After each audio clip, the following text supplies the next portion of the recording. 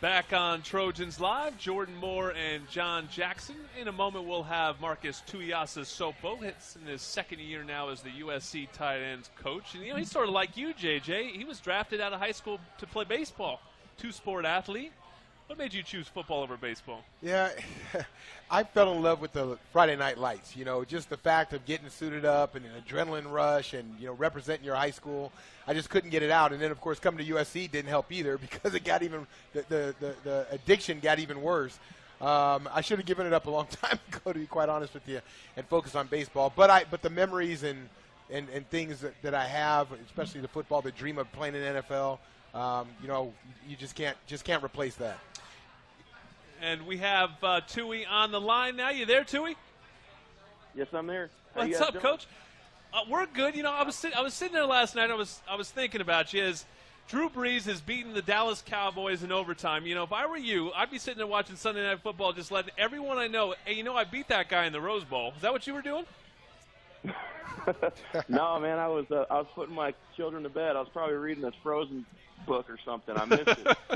I had to read up on that on Twitter. How about that play, though, huh? Going back to some of your Washington memories, I know that's going to sort of has to come up for you this week. Tui, what is the best memory or recollection of your days at Washington? What do you think? What do you reminisce back on?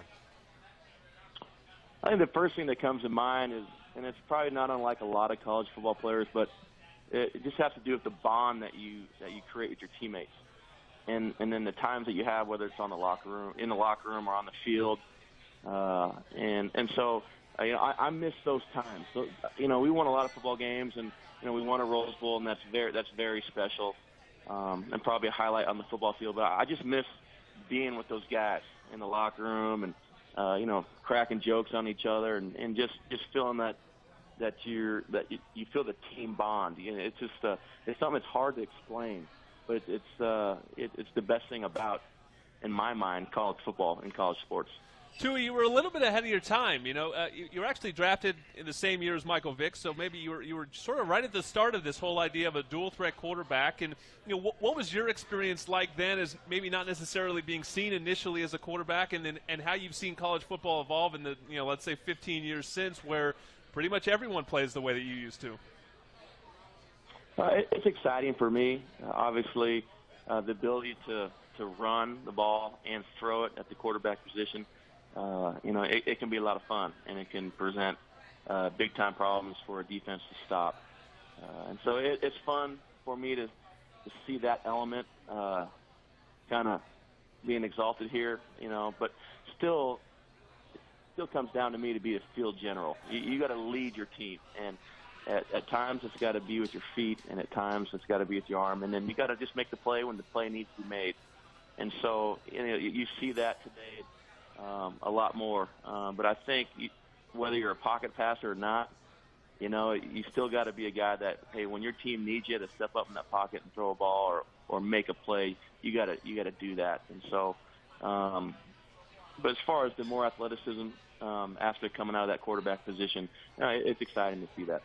And it seems like it's going to be in college forever. It's not going away. But the NFL is sort of a little bit of a mixture of how the quarterbacks are looked at. Do you think it's the trend going forward for the NFL, or is it still the NFL because of the speed of the linebackers, et cetera? The running quarterback is not going to go any further than what it has. Well, I think they've evolved a little bit, and I think it's good for the game. I think the one thing that the difference between the NFL game and the college game is the hash marks. And with college, you have the big field, and as long as you have that space, it's just going to stay in college. And the one thing about the NFL is the ball is in the middle of the field more, so you can disguise better, and you just don't have as much of that space. And so I think the NFL is just trying to figure out how much of that is good, how much is too much, and then but I don't think they'll ever get away from this, the 21 and smash mouth and being able to throw the ball from the pocket. But I think they're just going to continue to evolve and see how much of that is pertinent and what works with the personnel that they have.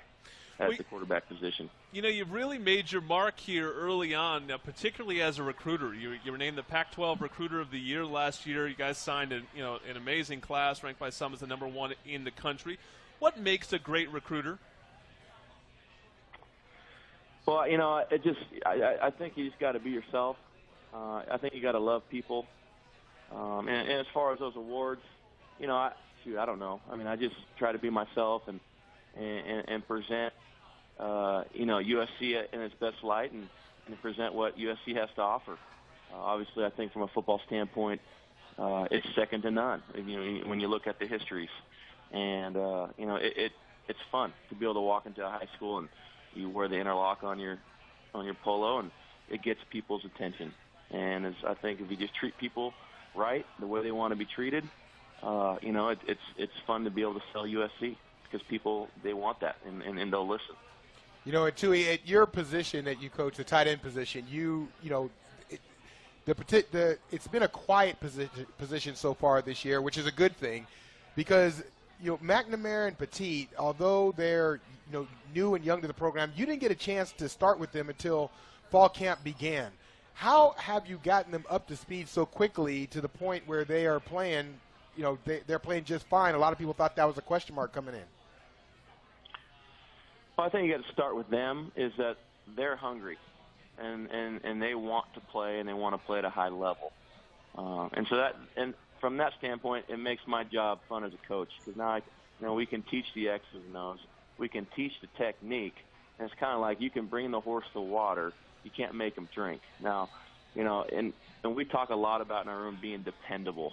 If we have a play called, we want to be accountable to what we need to do to our teammates to help us score points. And, they've been great. And, we haven't been perfect, but what I love about these guys is that they're willing to work. They're willing to learn.